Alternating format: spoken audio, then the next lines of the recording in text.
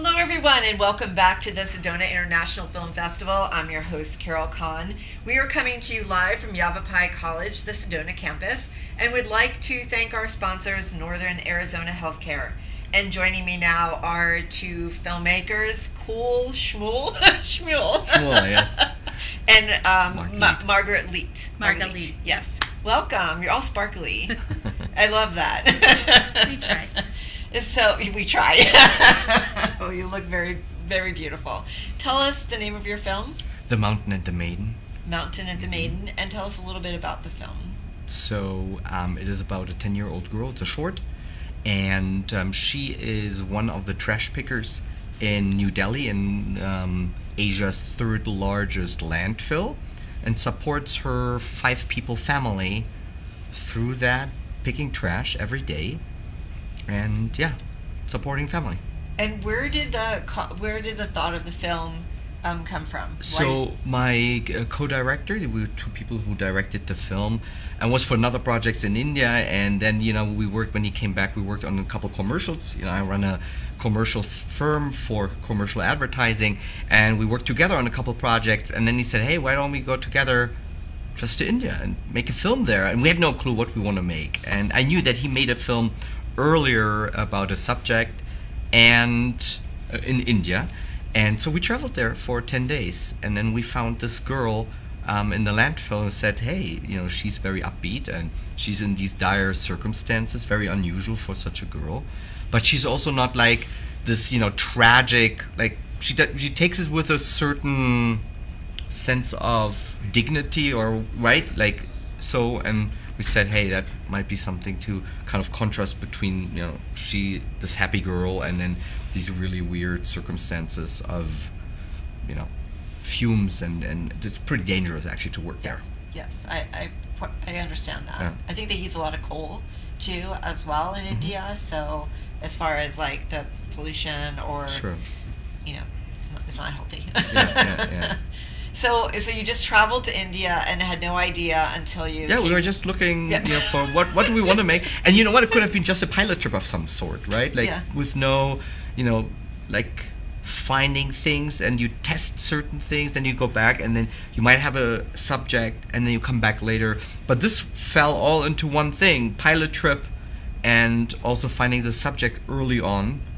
And then, we started filming, and it was pretty serious after, I think, the second, third day that we said, that's our subject, let's make a short film about it, and then go with that.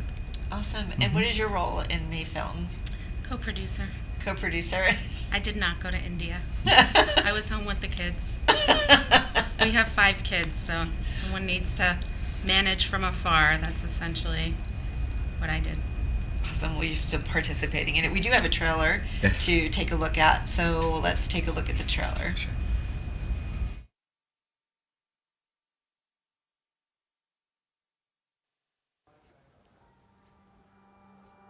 গানা বলবো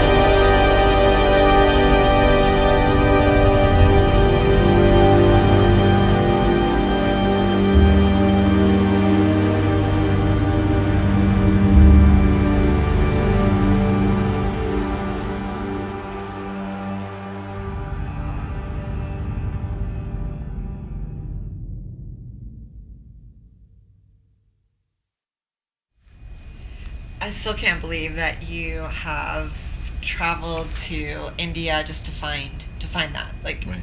how do you how do you find that? So it was like, as I mentioned, Anton was there, the co-director, was in India for another project, and made a film about actually her sister.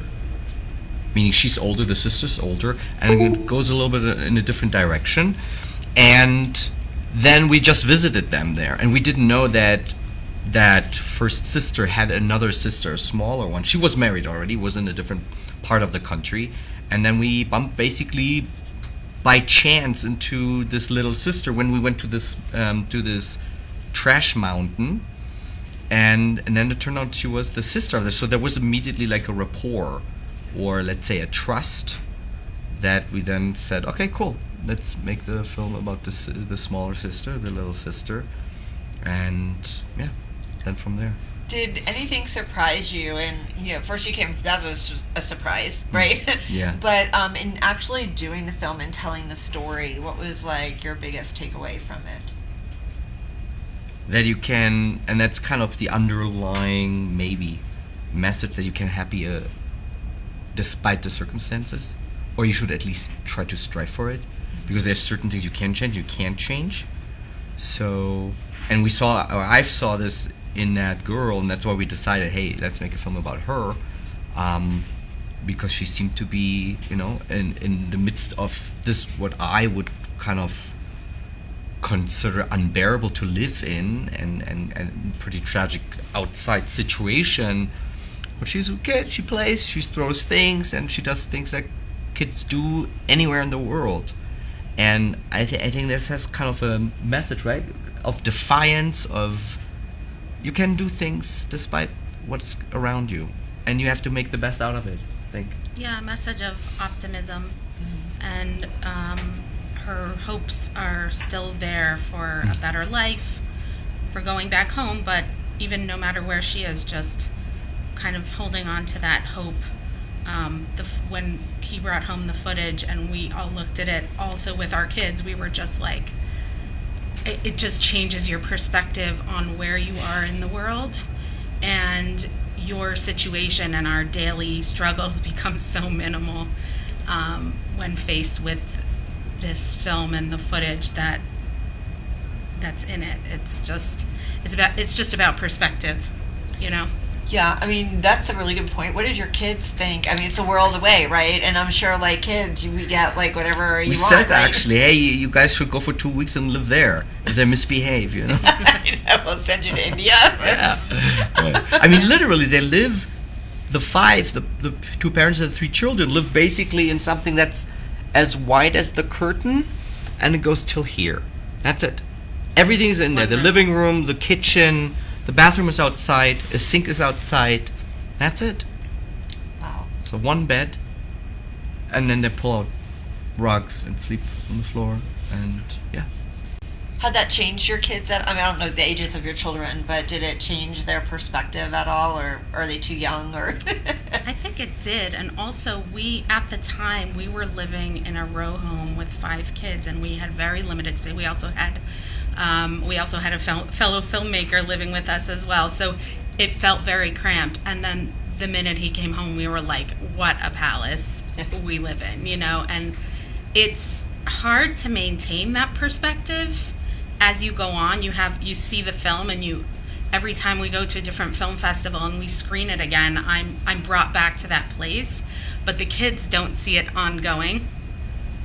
But we've had feedback from people all across the world. They're showing it to their students, because even in Philly, in some of the underprivileged neighborhoods, they're showing it in schools just to show, hey, whatever your situation is, there's hope. And you can you can overcome it if there is, if you hold on to it. Yeah. Yeah, and that's easier said than done. Sure. And it's, but we want to a little bit inspire that hope in people, and also make people think about, what they throw away, Right. So Yeah. it's not lasting necessarily, but if you regularly interface with this kind of content, it does inform your life, even in small ways, I think. Yeah. And your film, where is it? Is it being screened tonight or today? It was yesterday, and then I think Sunday. Sunday. Yeah. Okay, awesome. And how could people find out about your film? So website is mountainandmaiden.com. No W. mountainandmaiden.com.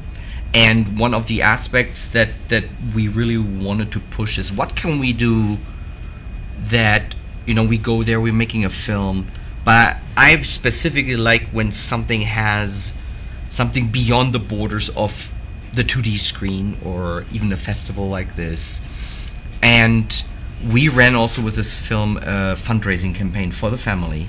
So people can go on the website, can very easily donate a couple bucks, which goes a very long way. Just to give you an idea, like a whole budget for that family is around $200, $300 a month. So when people go on the website and, donating $50, that's a tremendous amount for them. And we have our producer, our other co-producer in India, and we will wire the money immediately when it's coming in, and he goes there and then delivers the money, because there's no infrastructure where they live. Right. So we have to always do it through our producer and on the ground. So it has another dimension, and that's why we built the website. So the film is on there, but it's primarily really capturing something for the family, that they also get something out of it, and they have an opportunity to raise the entire neighborhood with that type of help.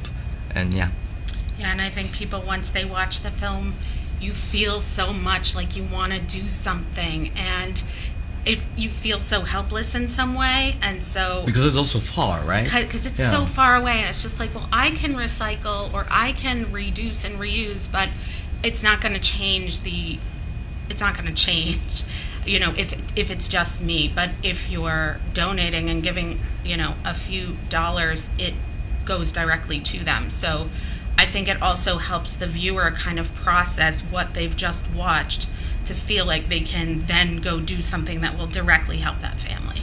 And not only that, the donations, like the Aspiya, the protagonist of the film, her dream is to open a school nearby in order to bring in more kids from the landfill.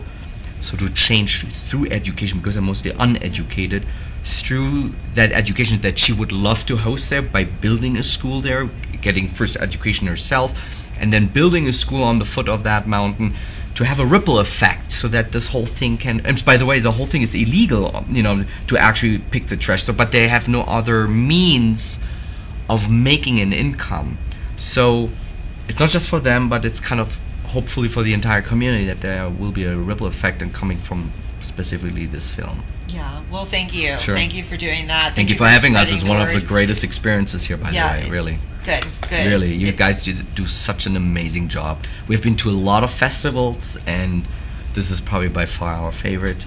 You guys, I don't know what you do. This is some magic. You all guys here in the back. Nobody sees the background. There's like 3 people helping, and you here in the front, and it's just insane. Like the professionality and how you make us as guests feel. It's like, thank you so much, everyone. Awesome. Well, Sedona is very magical, and we're happy to have you here. So thank you both. Thank you. Thanks.